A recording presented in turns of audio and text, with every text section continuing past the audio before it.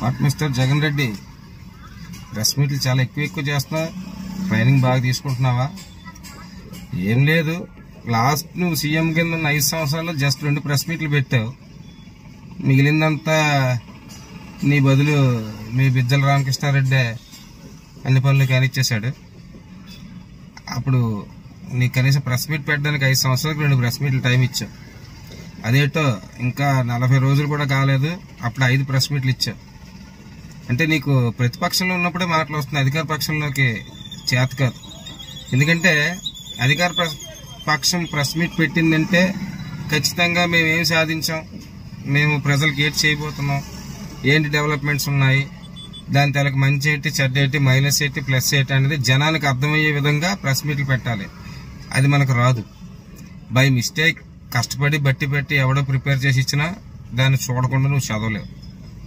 ఒకవేళ చూసి చదివినా అందులో బూతులు. ఎందుకు వచ్చిన కర్మ అని ఒకటి అలా రికార్డింగ్ ప్రెస్ మీట్లు పెట్టేసి 5 సంవత్సరాలు మేనేజ్ చేసేసాం. అంతా బాగానే ఉంది, కానీ ఇప్పుడు ఎందుకు ఈ 1 మంత్లోని 5 ప్రెస్ మీట్లు పెట్టి అంత తెగింపు నీకు వచ్చింది చెప్పమంటావా? నువ్వు ప్రెస్ మీట్ పెట్టాలంటే నీకు కావాల్సినవి అబద్ధాలు, ఫేక్. అందుకే నేను ఫేక్ రెడ్డి అన్నారు. అబద్ధాలు చెప్పడానికి, బురద పూయడానికి పెద్దగా ప్రిపేర్ చేయాల్సిన లేదు. ఎదుటివాడిని తిట్టడం ఎంత ఈజీయో అబద్ధాలు చెప్పడం కూడా అంతే ఈజీ. దానికి ప్రిపరేషన్ అవసరం లేదు, పేపర్ అవసరం లేదు, ఒక డైరెక్షన్ అవసరం లేదు. బురద పోయడమే కదా.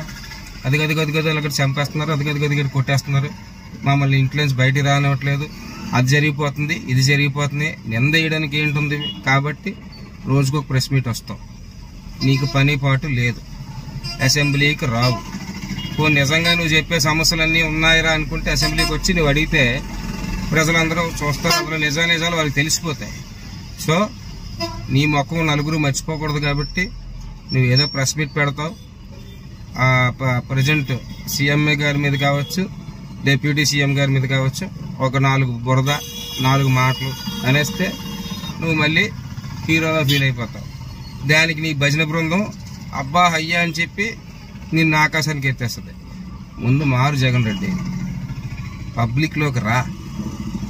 నువ్వు జరిగిన లోపాలు ఏంటి నీ గవర్నమెంట్లో తెలుసుకో. నీవు ప్రతిపక్షం లేదు అనట్లేదు. నీకు ఆల్రెడీ 11 సీట్లు ఇచ్చారు.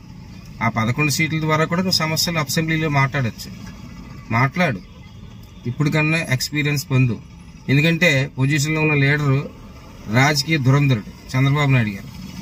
పవన్ కళ్యాణ్ గారిని చూడు, తెలియవలసింది తెలుసుకుంటాను అని వినయంగా చెప్తున్నాడు. ఏ మనిషి అయినా తెలియదు నేర్చుకుంటున్నాను చెప్పడం వల్ల వాళ్ళకి ఒక విలువ గౌరవం పెరుగుతుందే తప్ప తరగదు. ఇంత చిన్న లాజిక్ కూడా నువ్వు మిస్ చేసుకొని నీ టైంని వేస్ట్ చేసుకొని నువ్వు బోధపోయడం వల్ల నీది ఫేక్ బ్రతుకులు, ఫేక్ అబద్ధాలని తెలిసే నిన్ను ఓడించారు. మళ్ళీ ఇంకా అదే అబద్ధాల మీద రాజకీయం చేస్తాం అనుకుంటే అది జరగదు. తెలుసుకోమని చెప్తున్నాం.